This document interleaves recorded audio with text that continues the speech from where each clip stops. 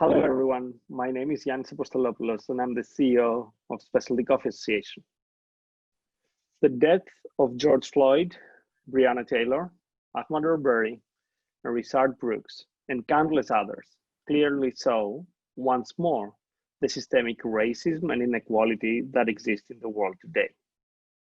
For the past weeks, we at the SCA, like all of you, have been witnesses to the movement around the world calling for justice and equality for Black people.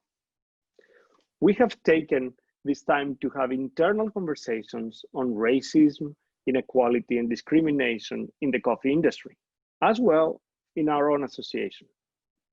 We are looking at the work we need to do to root out racism in our operations and in our activities, and develop a comprehensive long-term plan to involve the community in this work. If you'd like to get involved in this work and you aren't already part on one of our volunteer leadership groups, please get in touch with us by emailing us at getinvolved@sca.coffee.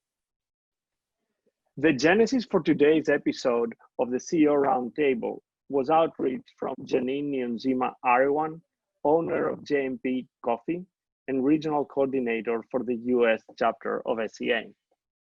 And we are grateful for her leadership and the engagement of Black leaders across our industry in enabling this discussion. I want to thank each and every one of the panelists who agreed to participate, because I recognize that it takes a great deal of energy, time, and emotional labor to participate in these conversations. We will, of course, introduce them shortly, but first let me introduce you to our moderator for today's discussion. One of our objectives with planning today's episode was to center the voices and experiences of Black professionals. Today, this episode of Roundtable, I'm ceding the floor to Mr. Gary Cunningham. Gary has 20 years of experience as a senior human resources leader at major corporations. He's a longtime friend and classmate, someone who inspires me, to whom I look up to.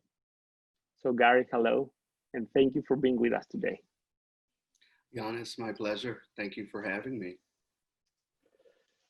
So we're recording this immediately after the discussion you held with our panel.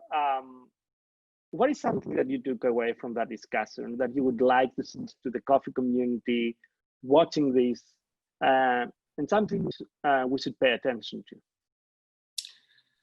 So I think there were really very personal stories that were shared during the panel discussion. I think you have an opportunity to hear directly from people,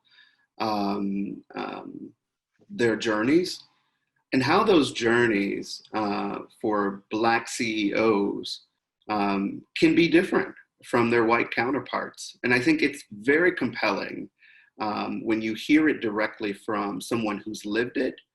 And I think what you'll find when you listen to the panel discussion is that there's also still hope in the face of so much adversity and so much hardship, as people talk about how they built their careers and their businesses, and how they really decided to focus on things outside of the systemic racism that they were experiencing. That was an impediment, certainly. But they persevered, they kept hope. And I think that speaks to the larger narrative of the Black community's experience certainly within America, but in general, all over the world, that we are a people who believe very firmly in persevering through adversity and hardship. And we're willing, very much so, as you can see from the CEOs who shared their stories, we're willing to do the hard work. I think the thing that is also too often missed with systemic racism is that it's insidious. It can permeate every aspect of culture to where it literally makes it so there are forces at play against your hard work and your hope and your optimism that can really continue to pull you backward. And so I think what people were sharing, where they were sharing their journeys, they were sharing their messages of hope. And I hope that people in the audience can really appreciate the hard work and the effort, but also to the toll that it takes on a person of color to work through that level of adversity and still come out successful. So for me, it was really interesting to hear the stories, and I want to thank everybody for being so vulnerable and sharing those experiences. What was really interesting was what corporations need to do to help make a change here, because we need actively to do things to make a change. And for our part, SCA pledges to be actively an anti-racist organization. We need to take some time to understand how we will undertake those actions and what will be. But what was really interesting to hear was how those I would say communities, have helped to an extent, but has not helped to the actual issue at hand, because they amalgamate all those different, I would say, constituencies into one pot, and you were talking about a melting pot. Can you elaborate a bit more on this one? Yeah, I think it, for many years now, and I've been in the human resource space for, the better part of a quarter of a century. And I've seen this many times, having launched and initiated these programs inside of large organizations myself, that for a long time, diversity, equity, and inclusion programs and policies were, I would say, the beacon of hope for many companies within corporate America. The expectation was that if we focus these programs and these policies on diversity, equity, inclusion, we will then create spaces where people of color and different genders who are typically underrepresented have an entry point. They have access to these organizations. They have a voice in these organizations. And I think what you'll find over time, if you look at sort of the impact that they've had within organizations and the communities that these corporations serve, is there has been a homogeneity of these various cultures, these various races, all these attributes that make up a diverse population of underrepresented people. They have been sort of co-opted into, as you highlighted a little bit earlier, this idea of a melting pot. And the problem with a melting pot is it doesn't retain any of its individual characteristics that makes it unique or special.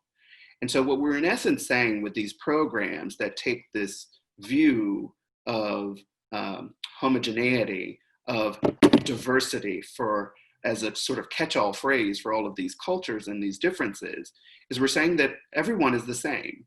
But I can tell you as a Black man, as an out and proud gay man, that my experience, my intersectionality is quite unique. It's a very unique experience. And it is not the same as a white woman's experience, nor is it the same as a Hispanic man's experience.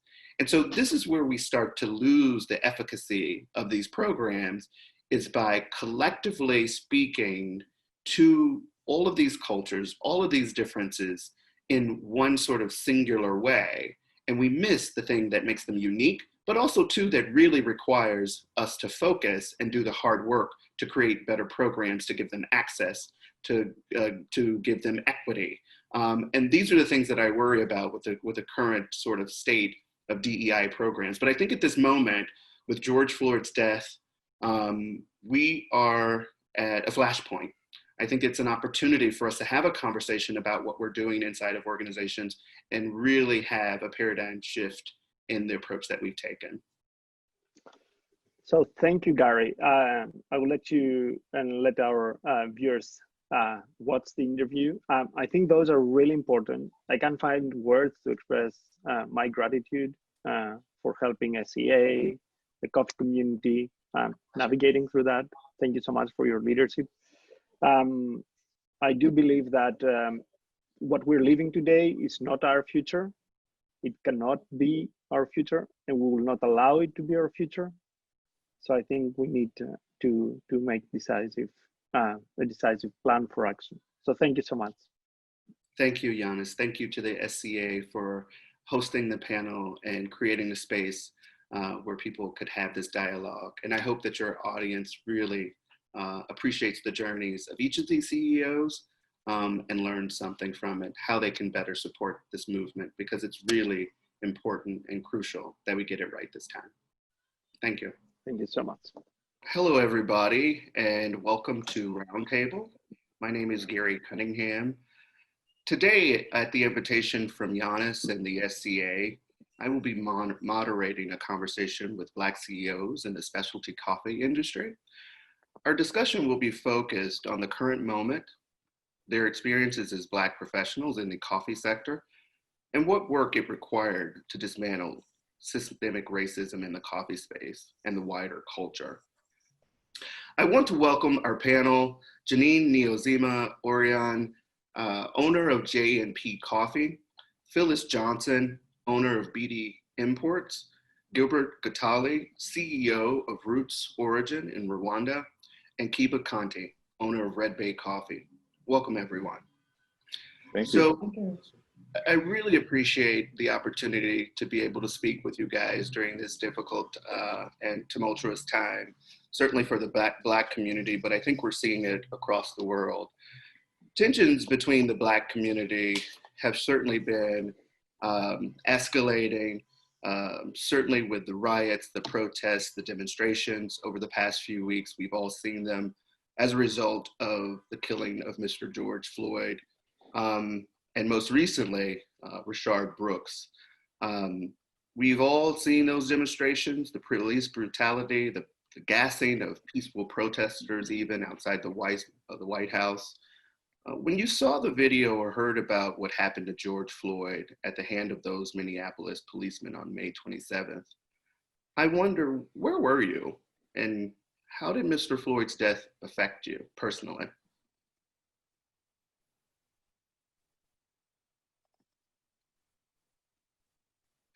Well, I guess I'll start. Yes, Keba, please. Yeah.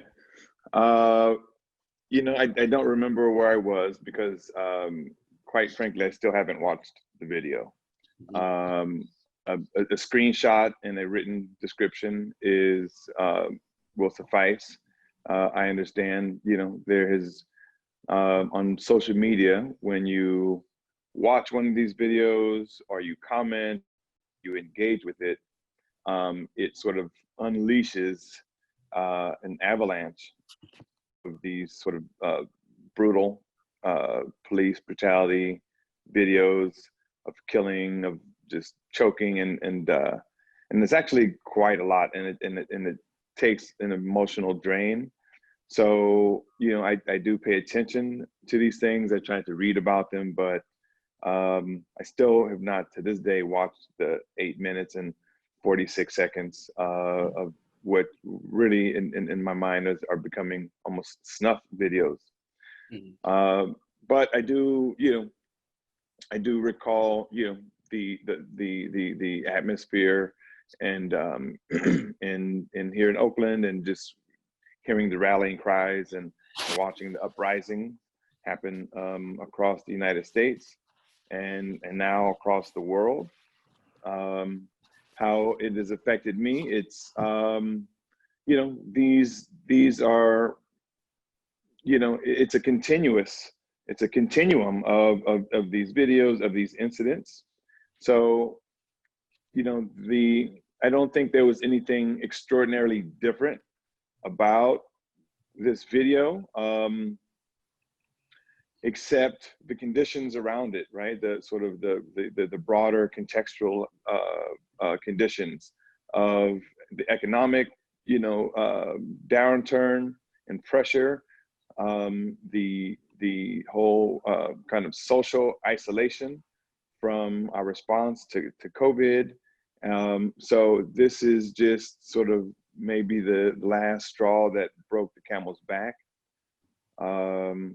So it's affected me, you know, as far as, just the rallying cry and wanting to just, seize the moment and raise our voices, and raise my voice to hear what's to sort of express what's happening, some of the frustration around this continued brutality, and still formulating my thoughts around it, but it's horrifying and it's terrifying.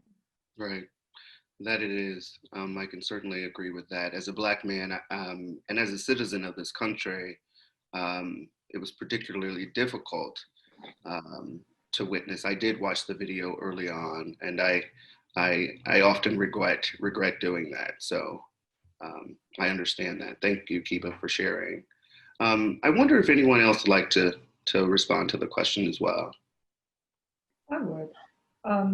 It wasn't really the video of George Floyd that got me to thinking or marked something in my head.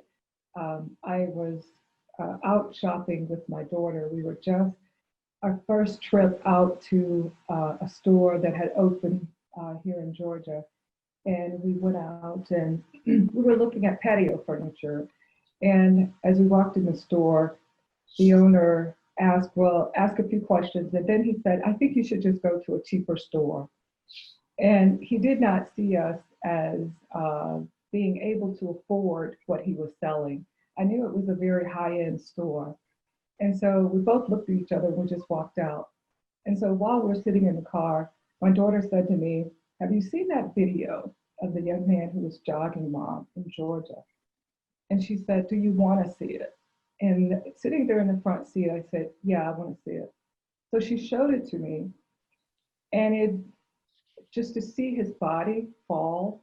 My son jogs in our neighborhood in Georgia. He was here visiting for a while, and we would go out as a family walking.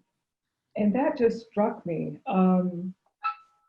So when George Floyd happened, in my mind, when I see things like that, I like to say that's not real. There's a part of me that says that's social media. That's just a picture that couldn't possibly be real. And I think it's the rationing and the self-preservation that tries to happen with us is to deny it. But I know that as a Black woman, as an African American, I can't deny tragedy that I see with my own eyes. So I actually involved myself with it and I looked at it. And the first time I saw it, I saw my 6'6" dark-skinned brother.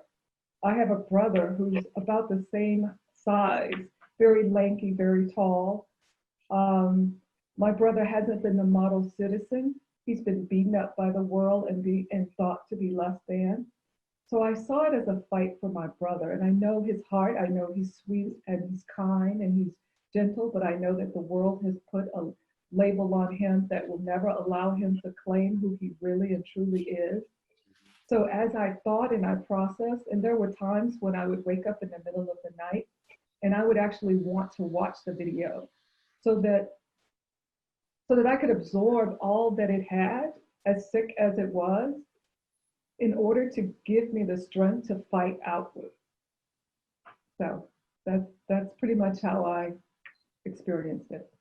Thank you, Phyllis. Thank you for sharing that. It's so important, I think, to help the world understand in these times just how almost every Black person who watches that video can relate to that experience. It is a shared experience. That's unfortunate, but is it a shared experience that many of us can relate to? As I said, when I watched the video early on, I actually saw myself lying on the ground. And it was difficult because then I started to think about all the other relatives that I had who had similarly been in that situation and who could have easily died. Thank you, Phyllis, for sharing that. Anyone else want to take an opportunity to respond to that same question? Sure. So on May 27th, when this incident happened, for me, it was just like another day. I was just busy working, trying to find, clients for my green coffee and getting ready actually to host a webinar for my coffee community on how to have them to sell coffee online with these changes that we've been experiencing with the pandemic. And then I got a phone call from the US chapter almost urgently wanting me to get on the phone and want us to take some action and some vote. So I was actually not even aware of what had happened. So we don't even have a TV in my house. So I quickly turned on social media just to kind of just see what's going on. And I said, okay, another Black man got killed. Tragic. What's new? Why are we wanting to get involved? What's going on? So, but as the time, passed and really start looking at what's going on, I just, not only I was just like shocked and upset and paralyzed, like most of you, I could not watch the video. I could not watch the video. Actually, I have not been able to sleep very well. To me, I realized this is a time like no others in a lifetime. A time to really, stand and demand changes. So what I realized quickly for me, I said, this is just above and beyond. It's just small SCA US chapter group to take on. And I said, in my own little small capacity, who can I reach out to? So I actually picked up the phone and called Yannis, who's the CEO of SCA, and also reach out to Bill Murray, who's the executive director for National Coffee. And I say, this is a time like no others. We all have to really stand up. We all have to get together. We have to do something. And I just don't want to hear that I love you, sorry, Janine. I said, I want action. I'm demanding action. I'm demanding real actions, and it has to come from all of us. And I understand that.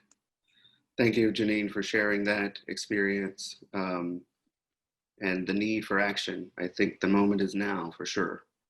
Gilbert, would you like to chime in? Yeah.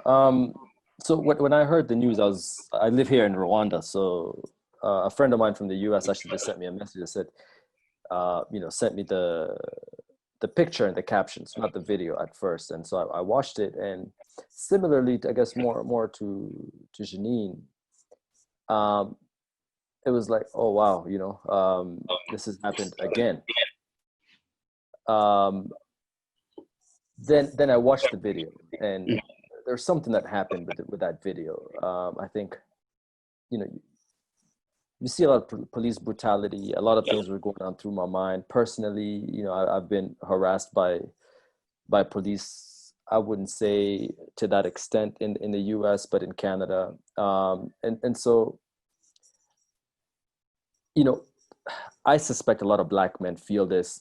For me, it was, this could be me. This could have been me however many times I've ever been roughed up or handcuffed by police officers. And that's a very painful experience to go through. Mm-hmm. And so that really was the instance. As far as how it's affected me, I think what's happened around after, with the protests and the call for action, I think that's really what's affected me, because I feel a bit far from it because I'm obviously all the way out here in Kigali. But it's moving and it's catching on. But I think for the first time, I really feel like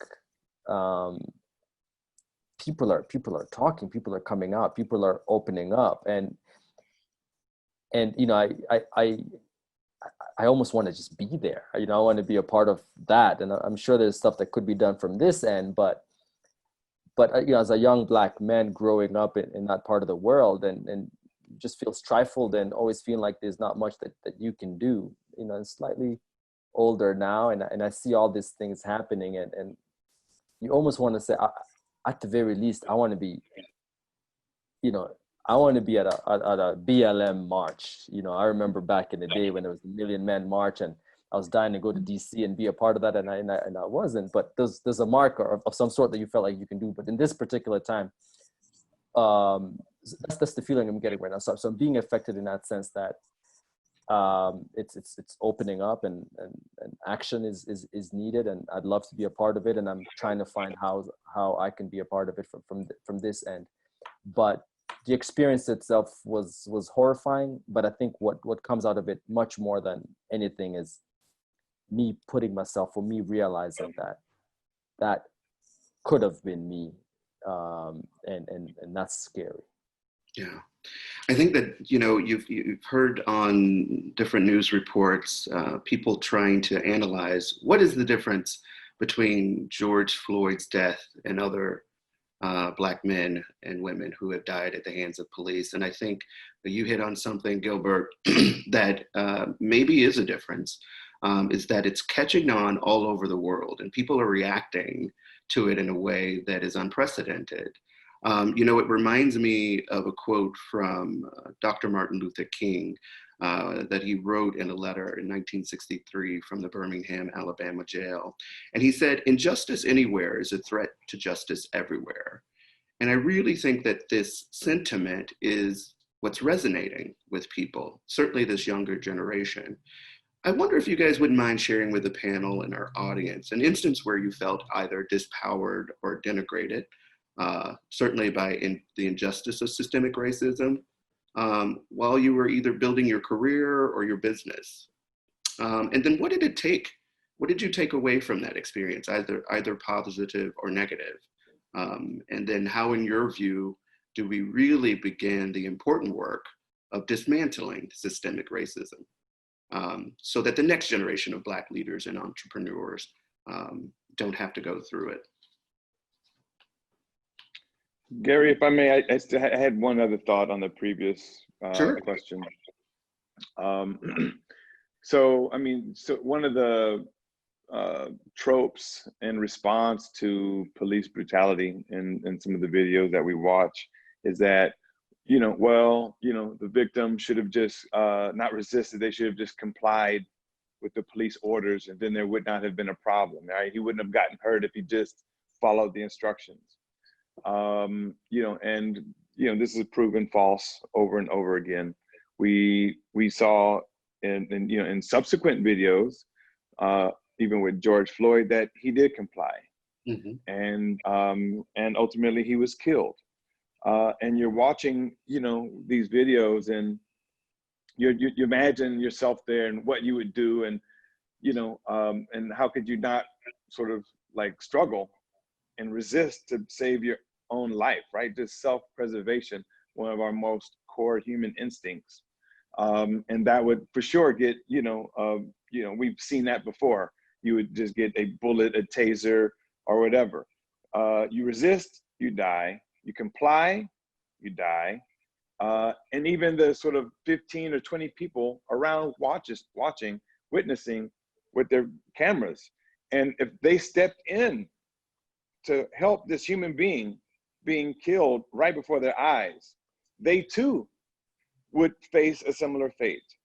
Right. So it feels like psychological warfare at that point, because there's just no path to escape it, and so it's extremely frustrating. So anyway, I just wanted to share that last thought around the first. I'll let someone else address your next question. Yeah, I appreciate that, Keba. I think you're absolutely right. And that I think the most difficult part, the insidious part of systemic racism is that it has the ability to affect the psyche of an entire people for generation to generation to generation. Not only how we believe the world perceives us, but how we perceive ourselves and how we perceive each other and other minority communities. So I think that what you call out is absolutely right. And I think that that's the sort of the unspoken part of systemic racism that doesn't get a lot of attention outside of sort of the physical, emotional impact. It's also to the psychological impact that it has on a generation of people. So thank you for sharing that.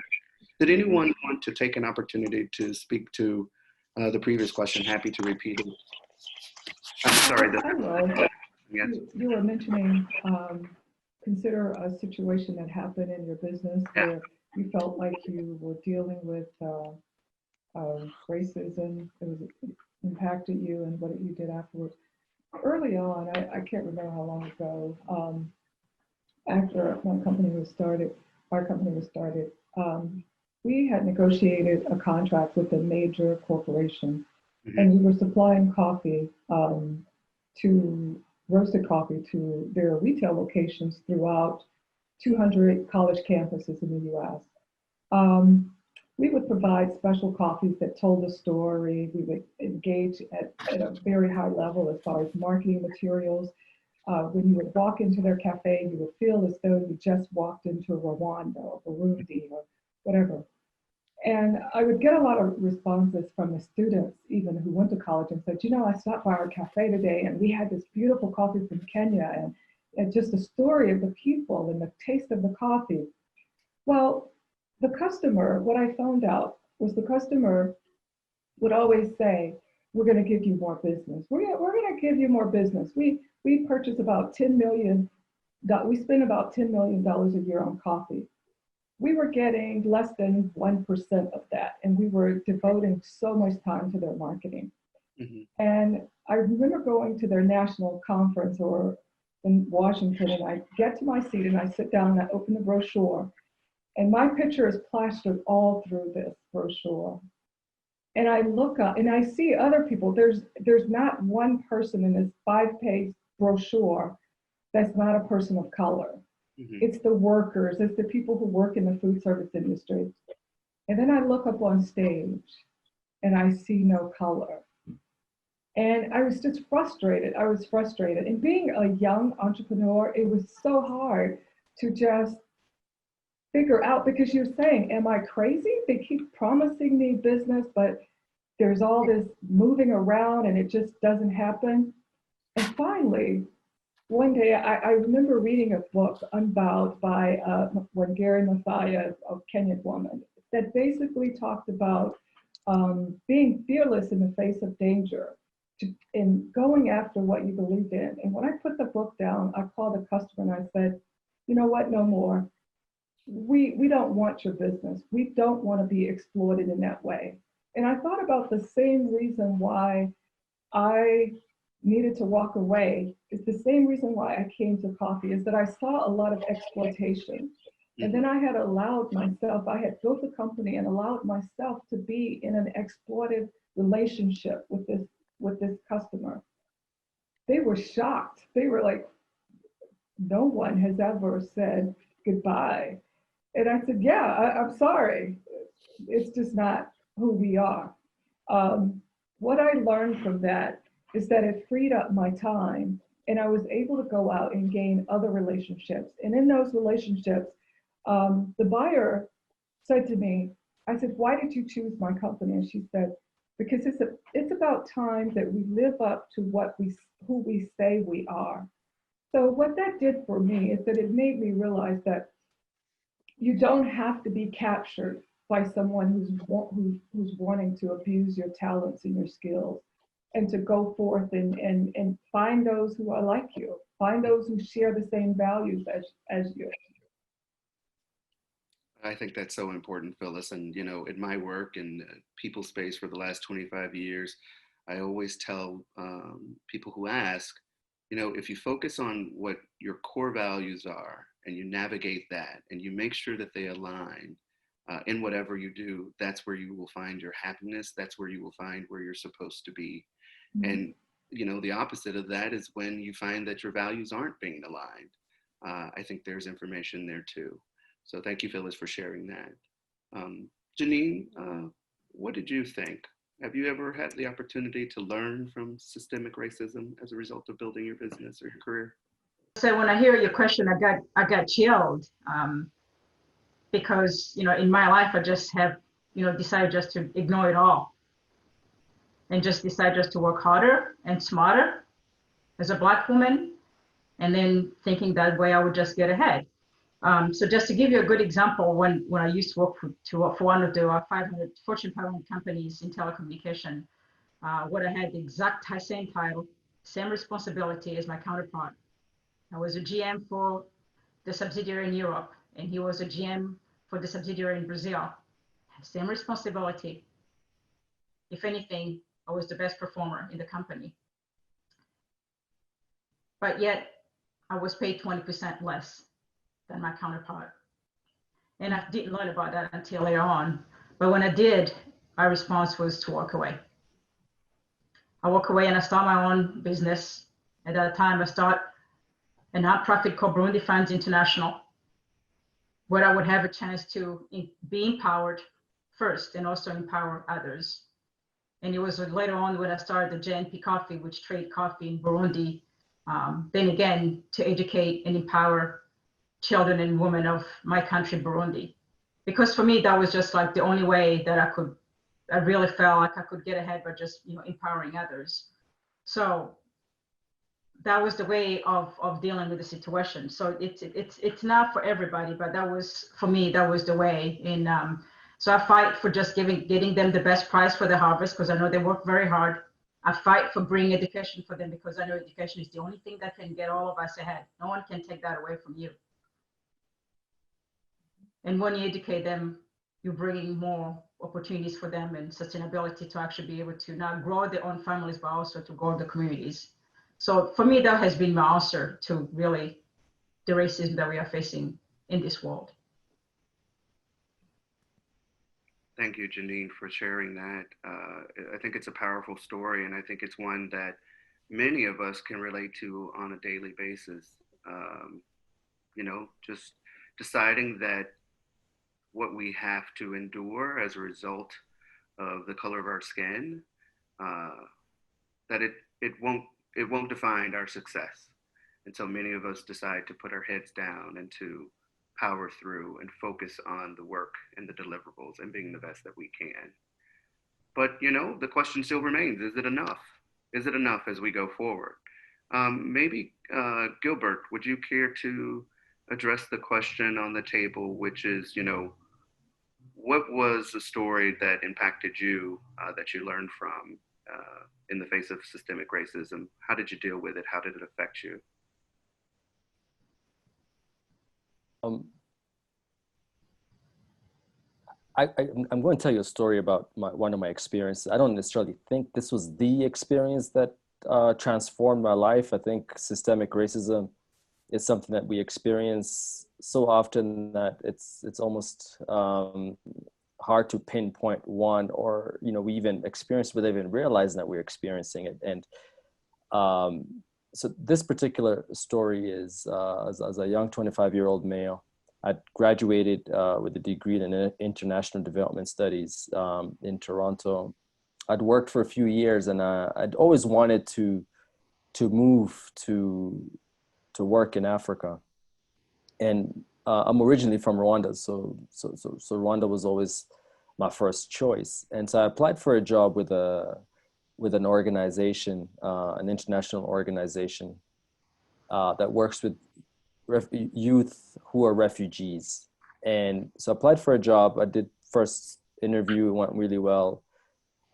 Did the second one, and I wasn't chosen for that job. And the reason I was given was that I did not, I hadn't lived or worked in Africa. Now, I was born in Kenya. I left when I was younger, but I traveled a number of times back to Rwanda. And for this particular job, I felt enough, I had the academic qualifications. I had worked with refugee youth in Toronto, an immigrant population. And I spoke Kiswahili, I spoke Kinyarwanda, and it was in Rwanda. So I figured, it would have been pretty rare to get a lot of people who would be able to do this job. And so I was turned down because of that. And I remember thinking, I bet you it's going to be some young white male that's going to get this job, or a female that's probably, backpacked across an African country. And I felt like, how could I not be able to do this job? it's just no way I could not be able to do this job. Actually, I remember now, they said that, oh, the people in Rwanda speak French. And so I didn't speak French, or I don't speak French. And I remember calling and I said, I can't say, I really understand why I didn't get this job. And that was one of the reasons that they gave me. I said, well, I speak in Rwanda. I speak Kiswahili. And Kinyarwanda and Kirundi is pretty, you can get away with either of those in either of the countries. And this organization had programs in Kenya and Tanzania and Rwanda. And that wasn't enough. And I said, I can guarantee you're probably going to hire somebody who does not speak any of those languages and is probably not going to be able to do. And I hung up, and I was obviously pretty ticked off. What came out of that for me was, okay, this is not going to stop me. I would have preferred to move to Rwanda with a job, but rain or shine, I'm going. And so I actually signed up for a voluntary position and ended up in Tanzania, in Dar es Salaam. I was fueled by a lot of anger to say, okay, if you think I don't have that experience, you give me 1 year and I'll come back with that experience, and let's see what you're going to say about that. And that's what I did. I moved to Tanzania. I worked, came back to Canada. And 2 years later, I moved to Rwanda, and 13 years later, here I am. So it propelled me. It really pushed me, I think, to just say, I'm not gonna, succumb to that. I'm not gonna accept it. So it fueled me in one way. There was anger that got me where I needed to go, and peace and laughter today is what's keeping me where I am, and trying to ensure that I stay sane as I think about those times back then. But so that would probably be one experience that I would say stands out for me. Right. No, that's good. Having such a spirit of optimism and hope in the face of such great challenges and adversity, I think it's one of the things that certainly makes us stronger than most people realize, more resilient as professionals and as leaders. So thank you for that, Gilbert. I really appreciate it. Keba, I come to you now with the same question. Yeah. Well, I think for me, growing up here in California, and I saw, from my early days in specialty coffee, I got started in specialty coffee around 2005. And one thing I noticed pretty clearly, this was sort of the beginning of the third wave of coffee before it was called that. And this is sort of on the heels of a career as a photojournalist. So I've traveled around the world in Central America, the Caribbean, Africa, as far as these coffee origin countries. And I've it was before I was into coffee, but I just saw the coffee, the culture around it, and it really always admired it and appreciated coffee. As I, opened up my very first coffee shop, and we brought the flavor that we brought, and how we know best how to do it and make an exciting and vibrant place. Soon I was getting more and more into the coffee community here in the Bay Area, and by the time I opened my second shop, we were buying coffee from a very large and successful specialty San Francisco coffee roaster. And they had a very busy cafe, and and by this time I could see what it was. I could see the deal. I could see sort of the elitism in these coffee spaces. I could see the whiteness that was in these coffee spaces, and we were working with the salesperson, our account manager, and this guy just had a mouthpiece on him. He could just talk, and he always had a snappy response to everything. And we were standing in the middle of this crowded cafe on a Saturday. It was probably 60 people in here, right? They probably had 12 people working. And I looked at him and I asked him, why are there so few Black employees and customers and just people in this space in coffee. And he just had nothing to say. His face dropped, and he looked around the space as though for the first time he saw, and and he thought, well, I mean, first of all, I'd never seen him dumbstruck like that, and then he had mentioned, well, he started pointing out sort of diversity. Well, she's from Ireland and she's got red hair, and he's local. I mean, it's like the diversity within their white community, and that's important too. But so I think that was just one of these crystallizing moments that just made it so clear, not only what it was, but the blind spot that white people have in their space and how they see that as normal. And I dedicated, myself. This is before I even established Red Big Coffee. I established Red Big Coffee, I think, the very next year. And, and I really just dedicated my work at Red Big Coffee to be a specialty coffee company that took at our core inclusion and diversity, and really creating a pathway for Black professionals in the coffee industry. And as our company grew, and we had 12 employees and 15 and 25 and 40, and we had 60 employees sort of at the end of last year. And our employees are all people of color, like 100%. And I've gotten questions, I've been accused of being racist or a reverse racist for not hiring white people. And I just thought I have so much work to do to correct all the wrongs that have been done in this industry, and we're still so far behind in representation. I mean, I could hire 1,000 Black people, and the nerve of of any person to make such accusations when they see this industry is not hiring these people, so that's, it wasn't an experience. Well, that was an experience that highlighted that situation, but that was just one of these crystallizing moments that made it clear to me my mission in this industry. No, I appreciate that. So what did you think needed to be done to start to dismantle and break that up? Did you say, hey, let me set out to hire people of color intentionally?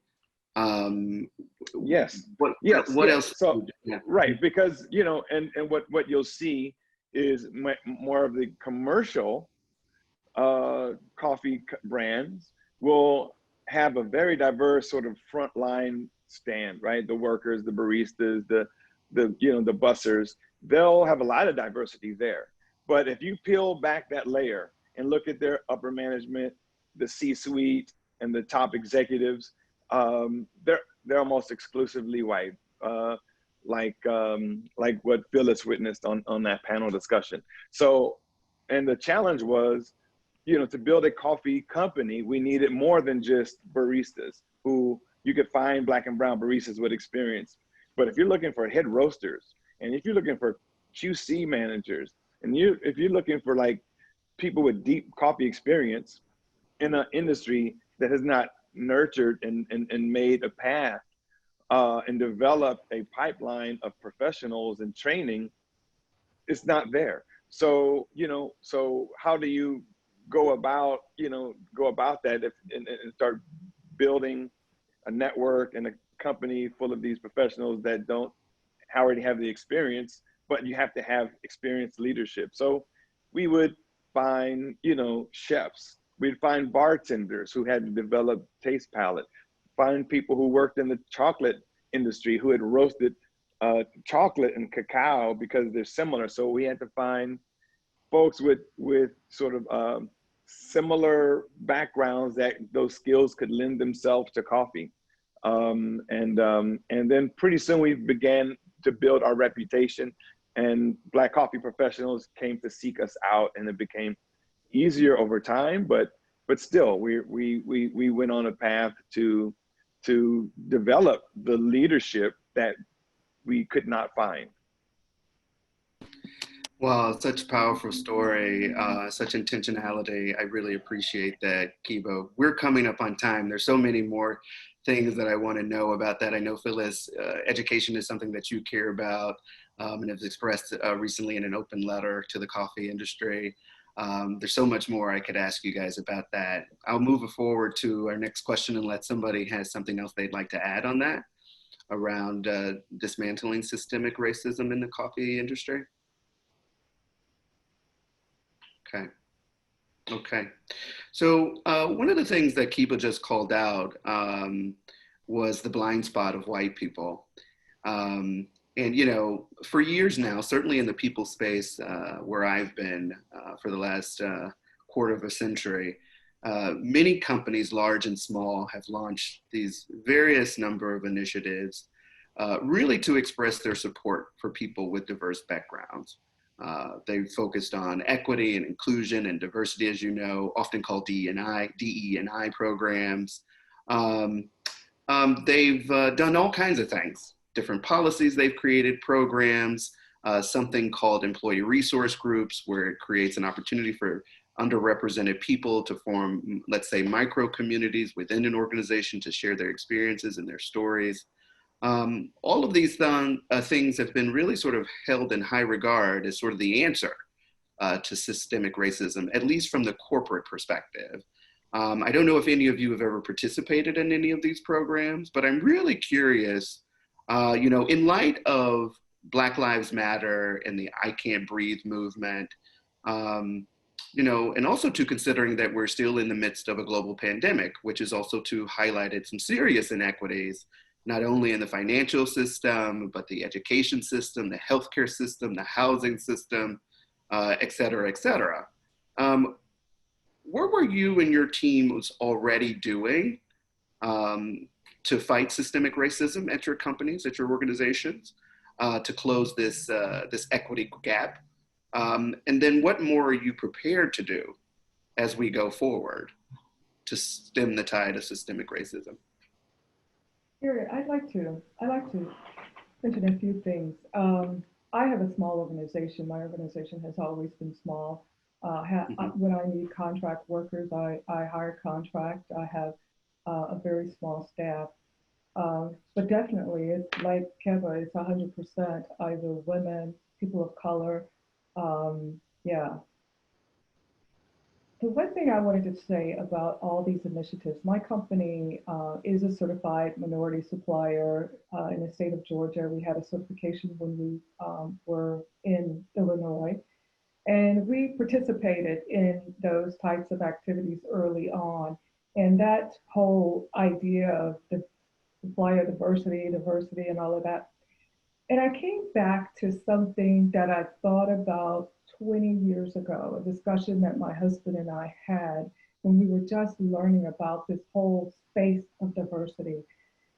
And I think that my mind goes there in what I truly believe. Black people have no reason to be categorized as diversity. Here's why. Our struggle has been different. A gay, white, veteran male who goes for a loan will not be on the same level playing field as a Black woman or a Black man. Because at the end of the day, he is a white man. And corporations have put all of us in this same box. And the thing I said when I talked to diversity officers 20 years ago, my husband would look at me and would say, Black people have a different story. We have a different history. We have a right to be here. You know, yesterday I read from many books and things that inspired me. And I read the life of a slave working in coffee in Brazil. And just to realize what a slave's day is like, 17 hours of labor of someone who was taken away from his land, of someone who has a 7-year life expectancy and then disposed of, because it's cheaper to throw you away than to nourish your body. our story is different. It was not cotton. It wasn't coffee in America. It was cotton, and my family was a part of that. So take me out of diversity. Take me out of diversity. Let's use Black empowerment, Black people, whatever. But we need to step outside of this whole figurative belief that we are a part of diversity. That's how I feel.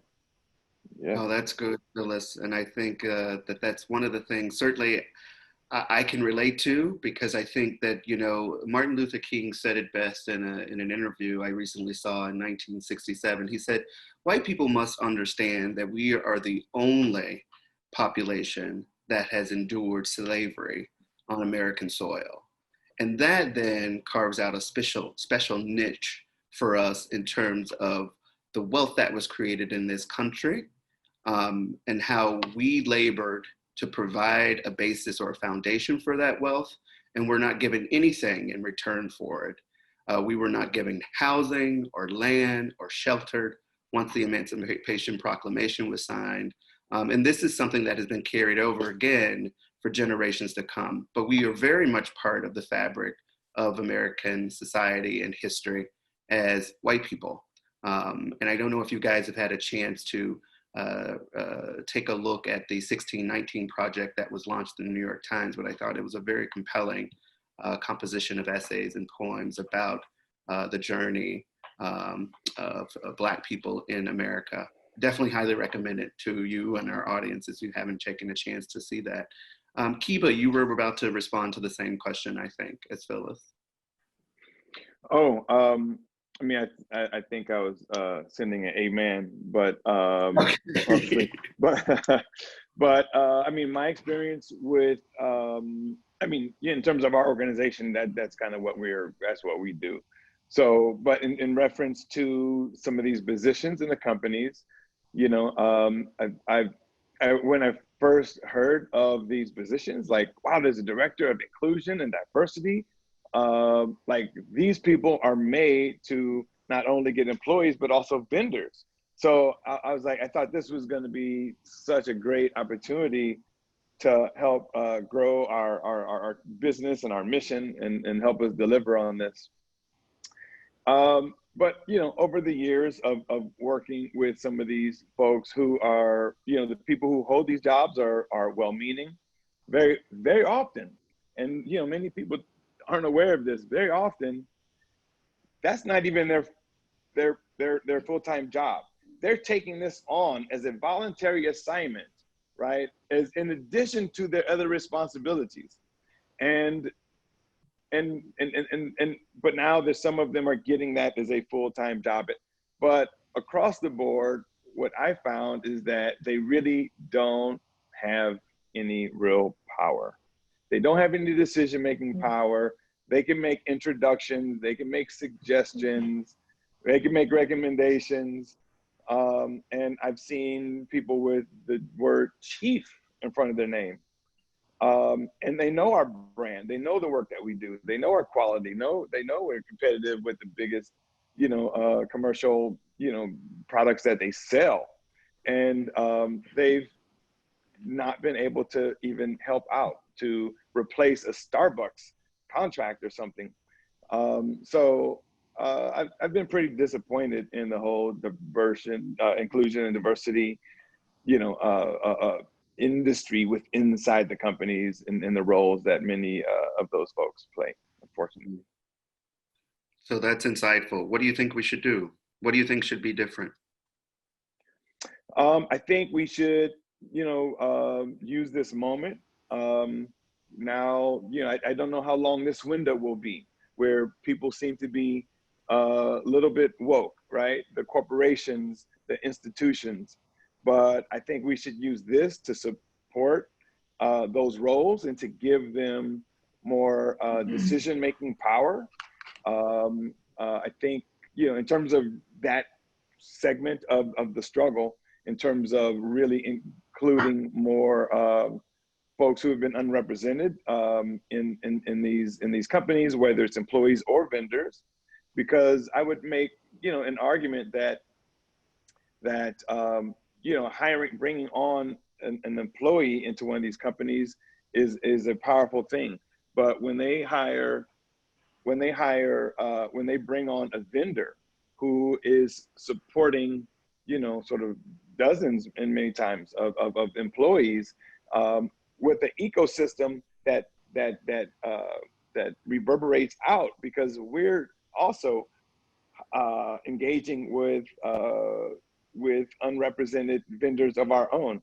So I think it could have a more lasting impact, a deeper economic impact, when these companies hire and support, underrepresented vendors. So I think what needs to happen is that these companies need to give these diversity and inclusion leaders more authority and decision-making power. Outstanding. Well, in the interest of time, I'm going to save my last question for Janine and Gilbert, because I'm curious of you guys' thoughts, and you didn't get a chance to respond to the previous question. We've been talking about systemic racism, and you guys have shared, your stories of hope and struggle, and I really appreciate you doing that. Thank you so much for being willing to have this conversation today. What advice or message of hope or optimism would you give Black and Brown people so that they remain focused, hopeful, and empowered in the face of racism? Because, as you said, Keba, there's more to be done here today. And we have the moment now, but we need to sustain the momentum. So Gilbert, you first, please.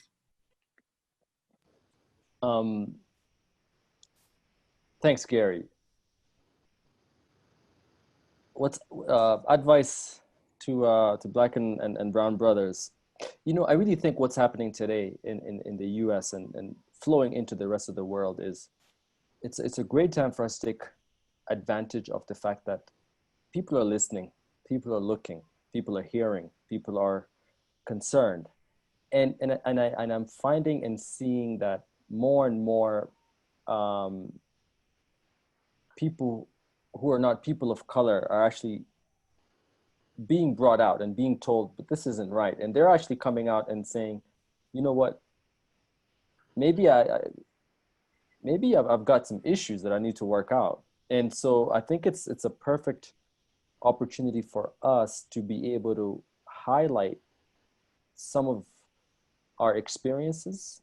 I think allowing ourselves to continue, which is always one of the worst things, is asking people who are already vulnerable to continue being vulnerable and allow themselves to say, what is it that really come out and be honest with people who have bosses or leaders or companies that we're doing businesses with, and just saying, nah, because our experience as business people is very tough, because me being on this call right now I'm really vulnerable in a sense that some of the people I could be speaking against are my customers. And how honest could I really be if my livelihood is going to be dependent upon somebody who I might not speak very highly of? But it is a moment that I have. It is a time that I have to say, you know what, we have an enormous amount of green coffee buyers who are not people of color. And it's going to be so hard for them to move upward the coffee chain if you're not given the opportunity to be a part of the different aspects of the value chain. You've got a lot of green coffee buyers and importing or roasting companies that visit this part of the world and have a lot of microaggressions, outright racist remarks. And you have someone like me going, do I speak? Do I not? I got to get this contract because it's my livelihood. It's the hundreds of farmers that I'm representing and working with. And if I just say, I might not be able to get that contract, which means I can't pay, facilities and people. So all this to say, we do have a moment here when the world and our counterparts are listening, and it's time for us to really maximize on having very open and honest discussions while we are able to, because this might not necessarily go on for a long time. So I think it's a great time to do that. The other thing that I would like to add on to that is, I do think that, I mean, look at us here. We've got 4 people who own businesses, who are obviously very passionate about their businesses and passionate about Black lives and Black people and people of color. And I really think there's more that could be done, because when you break down systemic racism, and if I was to break it down specifically into the coffee world, it's very expensive for small roasters, small cafe owners, small importers, small exporters to have the budget to be able to do a lot of the things we would like to do. But I do think there's an opportunity that we have amongst ourselves. For example, me as an exporter with a washing station in Rwanda, and let's say, Red Bay out in California, or BD Imports or JNP, and if any of them have a staff that maybe their companies can't necessarily afford to send them over to Rwanda for a long time, but maybe I can offer my space and my time. And so we sort of share that burden, so to speak. But in that sense, I'd be offering an opportunity for someone who can learn and grow and eventually be able to compete with another roaster somewhere in the US or somewhere else. So I think there's opportunities there that we have not necessarily maximized. I think it's something that we could be doing more of. And I'm thinking, and that's just north-south. I'm sure there's a lot that could be down north-north or even south-south. So I think that would probably be one of the advice that I would put on the table there, of how do we create opportunities for our brothers and sisters to be able to come out, get the experience in a way that doesn't hit the pocket too hard for some of the small businesses. So that would be my message. Thank you so much, Gilbert, for that. I really appreciate it. And Janine, I saw you waiting, looking. I'd love to get your response to the same question as well. And sorry, one second. Sorry to interrupt you, Janine. I need to say this before I forget. We talked about systemic racism, and we've talked about, I mean, obviously based on what we're doing, and this conversation is mainly surrounded around what's happening in the US. And we don't need to get into this. Maybe this is a conversation for another time, but I have to mention it is systemic racism based on what's happened in the US. We have to remember that on this end, because we're talking about coffee, I mean, we've got countries that were forced to grow coffee. So we've got colonialism. And so we've got a different form of racism within the coffee sector in this part of the world, where you're having people who are our coffee buyers coming in, and great individuals, great companies, but we're still having populations seeing the white saviors to come in as your customer, just like you had the white saviors that came in as Christians, and so we're perpetually still showing what was showed during colonialism, post-colonialism, and then it hasn't been. We haven't dissected it enough to show that there's still people like us that are on this show or on the screen right now that own companies and that are buyers and that are valuable within the supply and the value chain. The farmers that I work with, if they think of a coffee buyer, they're not thinking about a person of color, a Black woman or a Black man sitting in America. They automatically and earnestly believe that this is a product for white people.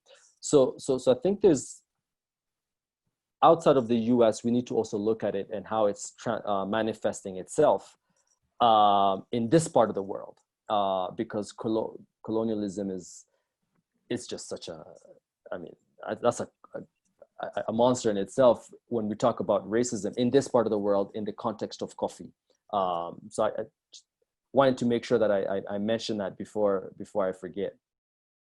No, I appreciate that add-on, and I think the role that colonialism and imperialism and that sort of triad of slavery, the role that they have played in the coffee industry has been a long and storied one that is complicated, to say the least. Janine, What would you say? My advice is to take care of yourself mentally. This has been a hard time for all of us. So make sure you take time and take care of yourself. And be open to those who still don't get it. Point them to the resources that they need so they can learn. And just be very open to help others, even those who've hurt you before. Hold their hands. I accept and love others more than ever. I truly believe that we can heal together by accepting each other, by committing to help each other and to live a better world for tomorrow. Thank you, Janine. That's such a powerful message of hope and optimism. Phyllis, I know you have strong feelings. Is there anything you'd like to pour in, either you or Keba, before we dismiss the panel? I don't know. I just want to thank you. It's been really difficult not seeing my coffee family. You know, the first part of the year when the pandemic hit is when all the coffee people get together and, you know, have dinner and go to the conferences and such. So this is good.